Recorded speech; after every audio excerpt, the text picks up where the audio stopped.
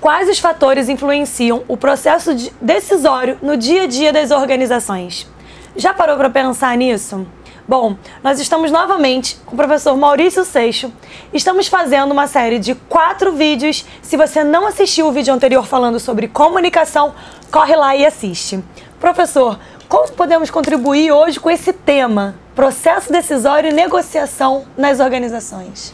Legal, Ana. Esse é um tema também extremamente importante. A gente consegue imaginar o que acontece de decisão dia a dia dentro de uma organização e como essas decisões acontecem. O que leva as pessoas a decidir. Vamos pensar um pouco sobre pessoas, de uma forma geral, decidindo. Você, quando acorda,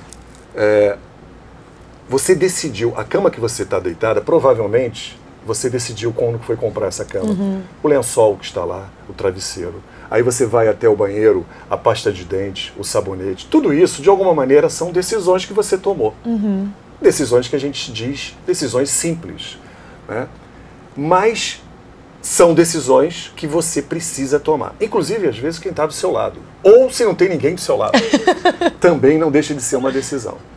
Então, decidir é algo que faz parte do nosso dia a dia. A gente decide o tempo inteiro. Só que existe uma diferença entre decisões mais simples, que não nos levam a nenhum tipo de dificuldade caso você tenha decidido por algo que não seja aquilo, você pode trocar amanhã, e decisões muito mais importantes. E nas organizações a gente tem decisões normalmente muito importantes no dia a dia. E o que é o difícil desse processo? É a fragilidade do julgamento humano na tomada de decisão. Como assim? Exatamente, todos nós temos o que a gente chama de vieses, né? São os viés sobre a decisão. Muitas vezes a gente está buscando situações racionais que expliquem essa decisão, mas no fundo existem várias outras situações que estão levando à decisão que não só a racionalidade. Inclusive, muitas vezes a gente já decidiu lá dentro por alguma coisa e a gente vai buscar ao nosso redor, nas situações que a gente vive, aquilo que vai confirmar a decisão que você já tomou. Ou seja, ela parece racional, mas no fundo, ela está envolvida com vários vieses que são normais no ser humano. Isso não acontece na empresa? Acontece também. Quem disse que decisões importantes de uma diretoria, isso não vai ocorrer? Que são só os fatores racionais que levaram àquela decisão. Então a gente precisa entender um pouco como o cérebro funciona nisso. E o cérebro ele tem uma coisa curiosa, né? Entre algumas características, 2 delas chamam atenção. Às vezes ele é precipitado, né? E ele é preguiçoso. Como assim? Qualquer situação nova, se eu estou numa decisão, se eu tenho que tomar uma decisão, ela é por si só uma situação nova que eu tenho que tomar. O que o cérebro faz? Ele vai buscar tudo o que eu conheço, parecido com aquilo, para que ele possa dar as condições para a tomada dessa decisão. Só que o nosso cérebro ele não gosta de muito trabalho às vezes. Então ele rapidamente acha que algo que deu certo em tal momento vai dar certo agora também. E aí ele quer logo tomar essa decisão para se livrar da angústia de ter que decidir, de ter que pensar. E aí ele se precipita. Por causa dessa preguiça, ele se precipita, muitas vezes, ao tomar essa decisão. Então é claro que a gente não vai aprofundar isso aqui pelo nosso tempo, mas é muito importante, quando a gente fala de decisão, entender como funciona o cérebro humano, as emoções, como isso no dia a dia leva as pessoas a terem as suas decisões. Dentro da empresa, de qualquer forma, qualquer processo que precisa ser decidido, ele precisa ter uma lógica racional sobre esse processo. Primeiro, se eu tenho que decidir, eu tenho um problema. Eu tenho alguma coisa que precisa ser decidida. É um problema. Que problema é esse? É curioso dizer isso, que você vai falar, mas se a pessoa está decidindo sobre alguma coisa, ela sabe qual é o problema. Nem sempre. Aliás, essa é uma das dificuldades. Entender qual é o problema. Muitas vezes nós estamos discutindo não a causa, nós estamos discutindo as consequências. Estamos falando de um problema como consequência e não como causa.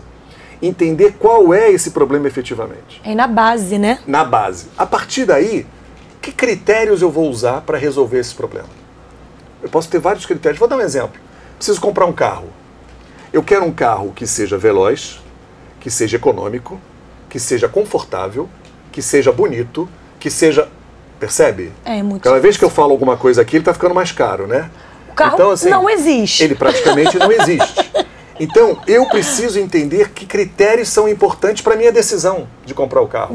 Então, o que é mais importante para mim? Vamos dizer, a economia e a possibilidade dele efetivamente ser confortável. Tá bom, então economia e conforto. Isso vai ter que ser o critério que eu vou utilizar para a compra. E tem mais. Mesmo escolhendo os critérios, eles são iguais? Não. O mais importante é a economia, mais do que o conforto. Então eu posso ter dois carros que são confortáveis, mas só que um é mais econômico do que o outro, eu vou escolher por aquele. Estou simplificando para a gente entender essa questão dos critérios, a importância de ponderar esses critérios. E aí você vê as alternativas que você tem para você poder chegar a essa conclusão. Isso serve para qualquer coisa, até para as decisões dentro da empresa. Ou seja, que critérios estamos decididos sobre qualquer assunto. Eu entendi qual é o problema, eu entendi o que a gente precisa chegar e quais são os critérios mais importantes para essa decisão. É o planejamento. É o planejamento sobre esse processo. Tem um outro aspecto, voltando um pouco ao cérebro, que a gente chama de sistema 1 e sistema 2. Como assim? O sistema 1 é o que a gente chama de mais intuitivo. Ele é rápido, que são para tomar as decisões que eu te falei que precisa. Imagina se você precisasse pensar racionalmente sobre todas as decisões.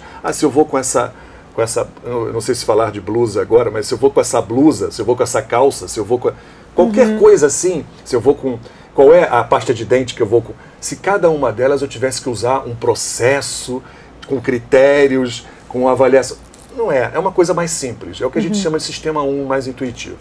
E existe o sistema 2, que é exatamente o racional, aquele que você precisa de mais tempo, você precisa de mais informações, porque essa decisão ela é mais importante. E isso é comum, faz parte do nosso dia a dia. O problema é quando, por exemplo, dentro da organização, ou até em alguma coisa particular, a gente utiliza o sistema 1, o intuitivo, para tomar uma decisão que precisaria do sistema 2, o racional. E isso acontece muito na organização. Principalmente porque existem muitos líderes que não estão preparados para tomar esse tipo de decisão, né? Exatamente. E isso acontece demais nas organizações. Ou seja, decisões são tomadas de forma precipitada, até por intuição. E a intuição é muito legal, não é que ela não exista, nós podemos até ter uma aula para falar só sobre intuição. Mas quando ela pode ser o fator preponderante para uma decisão importante dentro do processo da empresa. Então, assim, percebe? São coisas que vão muito além daquilo muito profundas, que a gente imagina que o processo decisório é só ferramenta, que é importante. Existem várias ferramentas que te ajudam no processo decisório e elas não devem ser deixadas de lado. Mas é importante a gente perceber a dinâmica desse processo no dia a dia. Né? E é engraçado que quando a gente fala de dinâmica, a maior parte das decisões da empresa elas acontecem dentro de uma reunião, não é verdade? É verdade. São reuniões que são feitas para decidir. E aí começa o problema. Com certeza você que está assistindo a gente aqui, quantas reuniões você participou que você não precisava participar? Quantas reuniões você percebeu que ela poderia durar meia hora e ela durou 3 horas e ainda assim ninguém chegou a um acordo ou chegou à decisão necessária? E não porque precisavam de elementos, mas porque o próprio processo da reunião não é bem conduzido. Por exemplo, não se sabe bem o problema. Eu te faço um desafio. Na próxima reunião que você tiver, para e pensa e faz a seguinte pergunta. Cuidado, né? Cuidado com essas perguntas, porque podem também... Pergunte para si. Pergunte para si. Efetivamente, sobre o que nós estamos discutindo e qual é o nosso objetivo nessa reunião. Aonde a gente quer chegar? Qual é efetivamente o problema e aonde a gente quer chegar? Às vezes, se você fizer essa pergunta, se você realmente a fizer, você vai escutar respostas e posicionamentos diferentes. E aí eu te digo, se as pessoas têm expectativas diferentes sobre o que nós estamos discutindo, será que nós vamos ter uma boa discussão aqui nessa reunião? E aí, quantas vezes as decisões não acontecem, ou acontecem de forma precipitada, ou acontecem porque com elementos que não deveriam estar na reunião e estão, ou acontece faltando elementos que deveriam estar na reunião, exatamente porque elas não são levadas da forma profissional como a maioria delas deveria ser. Eu tenho certeza que se fizer uma pesquisa e falar Quantas reuniões você participa e quantas efetivamente você acha que elas contribuem para uma decisão importante para o resultado da organização? Você vai ver que o percentual vai ser muito baixo. Né? Então, a gente toca na questão da reunião pela importância de você entender. E até questionar as reuniões que você participa. Tem muita gente que só porque é chamada já gosta, né? Ah, fui chamado para reunião porque eu sou importante. Na verdade, acaba fazendo com que o tempo se torne improdutivo. Exatamente. Aí vai faltar tempo depois para algo que com certeza é mais importante. Por quê? Porque ela está participando de reuniões. Aliás, você já deve ter ouvido alguém falar, cara, eu não saio de reunião. Verdade, já ouvi. Eu preciso trabalhar. O que é um erro, né? Porque a reunião é um trabalho, ou deveria ser, de uma forma profissional. Então, o processo decisório, nós estamos falando aqui, vocês estão vendo, de cérebro, estamos falando de vieses do ser humano, estamos falando da importância das reuniões dentro do processo. São vários aspectos que vão nos ajudar a tomar as decisões corretas, mesmo que não sejam, mas da melhor maneira possível, e que vão atrapalhar também. Eu preciso entender tudo isso que está envolvido para facilitar também o meu processo decisório. Não é só esse exemplo da reunião, né? Não é só ir para a reunião, vamos decidir o que vai ser, o que vai resolver, né? Exatamente. Não é isso, é fazer um mapeamento antecipado para que seja cada vez mais certeiro o momento em que o grupo vai estar reunido para conseguir fazer um processo decisório e tomar uma decisão. Utilizando o tempo das pessoas, que é precioso. Verdade. O seu tempo é precioso. Verdade. Utilizando de uma forma mais profissional. Produtiva. Produtiva. Reunião que demora muito. Reunião que começa e não sabe quando é que acaba. Reunião que não tem ata. Tem gente que vai para a reunião, não tem ata. Ou seja, se tiver uma outra reunião, ninguém sabe o que aconteceu. Tem gente que vai para a reunião que não leva um caderno, que não leva, ou leva o celular, mas não anota nada. Ou seja, está tudo guardado na memória. Enfim, são erros e erros e erros que a gente poderia estar falando aqui por muito mais tempo. Eu só estou mostrando que até a maneira como o processo decisório acontece, muitas vezes ele acontece num momento, numa situação que não é a mais profissional, a mais adequada. Então, é fundamental a gente entender isso. Até porque nós estamos falando de tempo, nós vamos falar de prioridade. Qual é a tua prioridade? É participar de reuniões?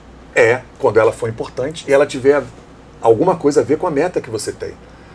Mas se você não fizer isso, que prioridades você tá usando no seu dia a dia e está tornando o seu dia a dia mais proveitoso? Para pensar quanto tempo você gasta com coisas que não são necessárias. E quanto tempo decisões que já deveriam ser tomadas também não são, porque também tem um outro aspecto, né? As pessoas por características próprias, às vezes não tomam decisões porque não conseguem tomar. Tem todos os elementos necessários para a tomada de decisão, mas acha que está faltando um elemento.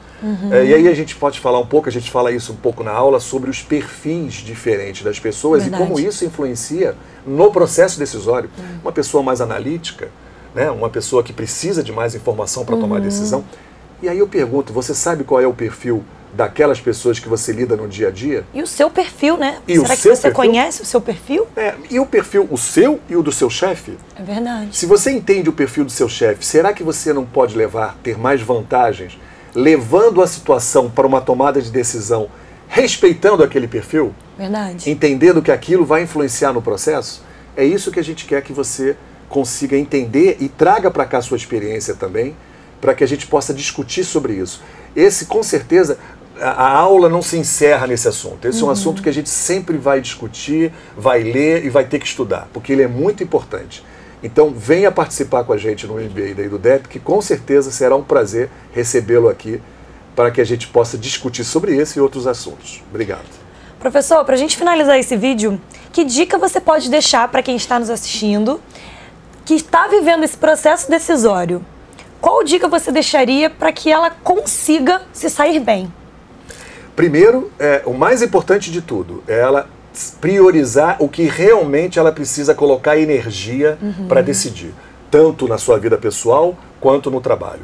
Segundo, ela entender efetivamente sobre o que ela precisa decidir. Qual é o problema efetivo e o resultado desse problema é esperado. O que você espera? Às vezes você vai descobrir o problema entendendo o que você espera do resultado desse problema. Você entendendo isso, você já deu o primeiro passo para chegar à decisão. E é claro, ficar atento aos vieses que você está sendo influenciada de fora e principalmente de dentro para tomar a decisão. O quanto aquilo efetivamente é racional e o quanto aquilo é apenas intuitivo, apenas emocional. Para entender que, embora ele exista e deve ser levado em consideração, se realmente você vai tomar decisões baseado nisso, ou vai tomar decisões, pelo menos juntando, no mínimo, as duas coisas. Né? Não tomando decisões precipitadas, intuitivas, em momentos que isso não é o necessário. E nem usando o cérebro de forma preguiçosa. Preguiçosa, com certeza. Então tá ótimo, professor, muito obrigada. Fique de olho que o nosso próximo vídeo vai ser um tema super bacana. Espero vocês lá.